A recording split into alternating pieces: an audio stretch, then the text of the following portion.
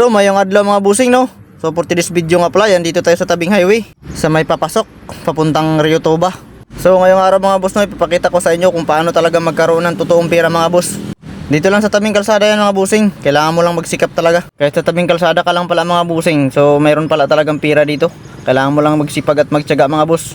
At siyempre bago yung totoong pera, kailangan talaga muna natin magtrabaho. At trabaho sa umaga mga busing at pahinga sa gabi.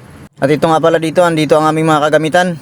At kung nakikita nyo yun kanina yung tarpaulin mga kabusing na nakatayo dun sa gilid, o yan yung papalitan namin ng tarpaulin. At siyempre mga busing no, ang sarap magtrabaho kapag meron talagang video no, para makita talaga nila. Kasi ngayon yung uso ngayon mga busing, may video talaga kapag nagtrabaho ka. At siyempre mga busing, yung mga ganitong trabaho ay marangal. Ito hindi natin pwedeng ikaya kasi nga hindi tayo nakapagtapos. Ang importante mga busing, nagtatrabaho tayo at may pambili tayo ng bugas. At makatulong tayo at makibigay tayo sa ating pamilya mga busing. At siyempre mga busing, hindi na rin ako nagsisi na ganito yung trabaho ko. Kasi nga hindi rin tayo nakapagtapos ng pag-aaral, kaya tanggapin na lang natin kung ano itong nangyari sa buhay natin. Yun naman mga kabusing, oh, kawawa kayo akong nawong. At baka balang araw mga busing no, maluoy ang Ginoo, magyaman ako. Puhon, unta. At siyempre mga boss no, sa mga nag-aaral dyan, huwag nyo talaga akong gayahin kasi nga hindi ako nakapagtapos dahil sa hirap talaga at kalisod ng kinabuhi talaga mga boss. Kaya kapag pinapaaral kayo ng mga magugulang nyo mga busing, so mag-aral talaga kayo ng mabuti no. Kasi nga ganito talaga yung mapapala nyo, maggaya talaga kayo sa akin na ganito yung trabaho mga boss.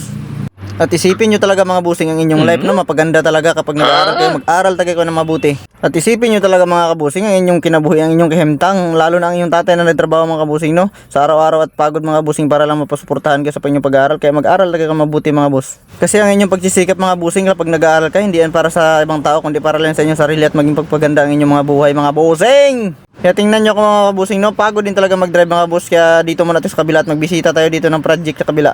At siyempre tayo mga busing, mag-service lang tayo dito sa mga kasamahan ko. Kaya magtulong din tayo kapag mayroon tayong pwedeng itulong mga kabusing no. Kaya may nagkaway-kaway doon sa taas mga kabusing no. Idol ko yan eh. Ito yung mga kasama ko dito na masisipag talaga mga kabusing, ang bilis magtrabaho. Hindi yan nagpapaya mga kabusing, lalo na si BBM mga kabusing ngayon sa harapan mga kabusing. Nagsisipag talaga yan mga kabus para sa iyang kanyang pamilya mga kabusing. At siyempre mga kabusing, bawal ako mag-akit yan sa taas kasi nga wala akong pipi. Kaya dito lang ako sa ilalo, mag-video lang ako mga boss. At baka kasi mahulugan ako ng malaking bakal dyan, mag-umpok sa kong ulo mga boss, mabuha kung maglitik ang akong ulo. Kaya kung ako lang talaga mga boss ang madato mga boss, hindi na kayo mag-ubra mga boss, hindi na kayo magbigyan ko na kayo ng pira mga boss, magpahuway-huway na lang kasi inyong balay mga boss. Yun nga, kay pareho lang tayong pobre na yan, maningkamot na kita ni adlaw-adlaw ni para tayo makakakwarta ni. At kung paano tayo makakaon sa adlaw-adlaw mga kabusing. Bisag street duty mga busing, bisag adlaw-adlaw ni walay ligo mga kabusing, payag na yan, okay na yan kasi nga wala di mo halok sa aton sa trabaho mga kabusing. Ang importante mga boss, buhi.